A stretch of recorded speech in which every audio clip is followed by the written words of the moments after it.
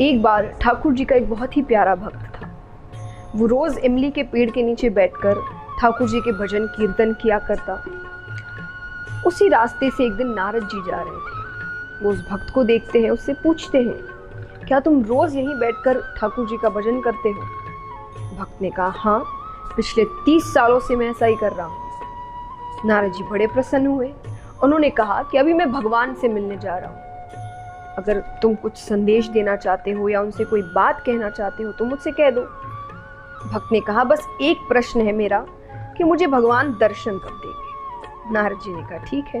वो भगवान के पास जाते हैं, भगवान से प्रश्न पूछते हैं। भगवान ने कहा, उस इमली के पेड़ में जितने पत्ते हैं मैं उतने ही वर्षों बाद उस भक्त को दर्शन दूंगा। नारद जी बड़े उदास हो जाते हैं, नीचे आते हैं। भक्त ने पूछा कि आपने मेरा प्रश्न पूछा क्या? नारद जी ने कहा, छोड़ो वो बात, कभी और करेंगे। अरे, भक्त कहते, ऐसे कैसे छोड़ो? मैंने भगवान से वो प्रश्न किया है, मुझे उसका उत्तर चाहिए। नारद जी ने कहा, तुम उदास हो जाओगे। बोले, नहीं, मैं उदास नहीं हूँ, आप मुझे उत्तर बताइए।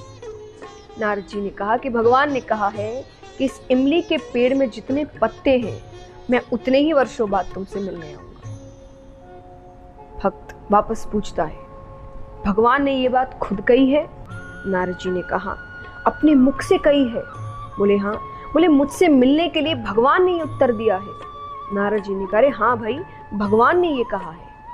ये सुनने के बाद वो जोर नाचने लगता है, इतना मग्न हो जाता है, नृत्य करने लगता है, भजन गाने लगता है।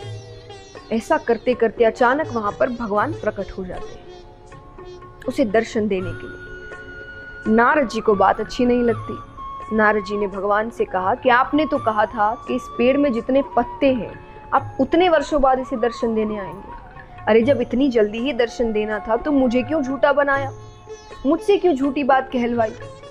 भगवान कहते हैं, मैंने झूठी बात नहीं कहलवाई। जिस गति से, जिस तरीके से वो भक्त जब तुमने प्रश्न किया था मेरी भक्ति कर रहा था, उस गति से तो मैं उतने वर्षों बाद ही उसे दर्शन देने आती। लेकिन जैसे ही उसे ये पता चला कि भले ही वर्षों बाद पर मैं उसे दर्शन देने आऊंगा, जिस गति से, जिस उत्साह से उसने मेरी भक्ति शुरू की, मुझे तुरंत ही आना पड़ा।